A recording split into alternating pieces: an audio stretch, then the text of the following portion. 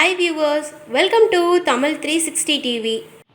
இன்னைக்கு பச்சை தேங்காய் சட்னி எப்படி செய்கிறதுன்னா இந்த வீடியோவில் பார்க்க போகிறோம். இந்த பச்சை தேங்காய் சட்னி சாப்பாட்டுக்கு ரொம்ப நல்லா இருக்கும். நீங்களும் உங்கள் வீட்டில் ஒரு டைம் ட்ரை பண்ணி பாருங்கள். இந்த சட்னிக்கு தேவையான பொருட்கள் என்னென்னு பார்த்தீங்கன்னா, ஒரு தேங்காயை துருவி வச்சுருக்கேன், கருவேப்பிலை நல்லா கொழுந்து இலையாக எடுத்துக்கணும், அப்போ தான் நல்லா மணமாக இருக்கும். சின்ன வெங்காயம் 15 வெங்காயம் உரித்து வச்சுருக்கேன். புளி பார்த்திங்கன்னா ஒரு பெரிய நெல்லிக்காய் சைஸ் எடுத்துக்கணும்.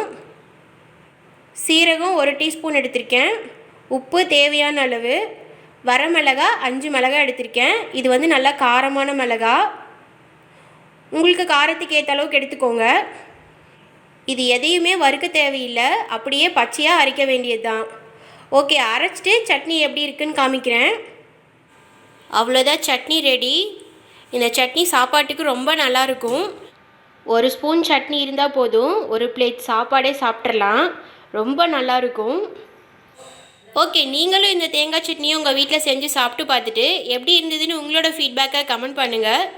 இந்த வீடியோ உங்களுக்கு பிடிச்சிருந்தா நீங்கள் விரும்புகிற ஒருத்தருக்கு இந்த வீடியோவை வாட்ஸ்அப்பில் ஷேர் பண்ணுங்கள். தமிழ்360 டிவியை சப்ஸ்கிரைப் பண்ணலனா இப்போவே கீழே இருக்க ரெட் கலர் பட்டன் அழுத்தி சப்ஸ்கிரைப் பண்ணிக்கோங்க.